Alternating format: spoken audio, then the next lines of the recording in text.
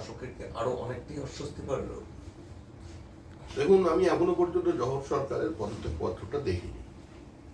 অতীতেও জহর সরকার পদত্যাগ করেছিলেন, আবার চোখের জল মুছে তিনি রাজ্যসভায় ফিরে গিয়েছেন। ক্ষমতার অলিন্দে তিনি একজন নরেন্দ্র মোদী বিরোধী, এনডিএ সরকার বিরোধী এবং প্রবল সমালোচক হিসেবে পরিচিত।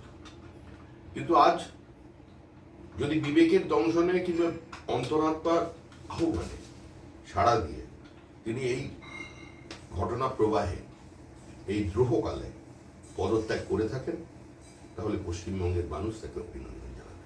এবং তার এই পদত্যাগ যদি সত্যিই হয়, যদি প্লান্টেড ড্রামা না হয়ে থাকে, যদি শেষ পর্যন্ত উনি রাজনীতি থেকে সরেই যান পদত্যাগ করে, তো নিঃসন্দেহে সেটা ভারতের সংসদীয় ব্যবস্থা বা রাজ্যসভার একটা ক্ষতি হবে ঠিকই।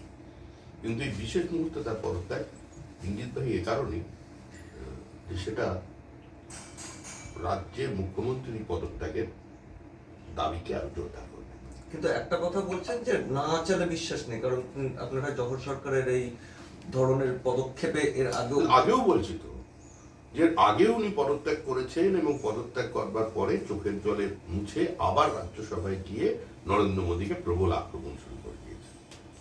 তো তিনি নরেন্দ্র মোদীর সবচেয়ে বড় সমালোচক এবং এনডিএ সরকার বিরোধী বলেই পরিচিত। আর সেই কারণেই মমতা বন্দ্যোপাধ্যায় তাকে রাজনীতিতে ল্যাটারাল এন্ট্রি দিয়েছেন। এখন এই ক্ষেত্রে দাঁড়িয়ে তিনি সত্যি যদি পদত্যাগ করেন, তাহলে নিঃসন্দেহে সেটা এই সরকারের কাছেই বার্তা পৌঁছচ্ছেন যে সরকারের চলে যাওয়ার সময় এসেছে।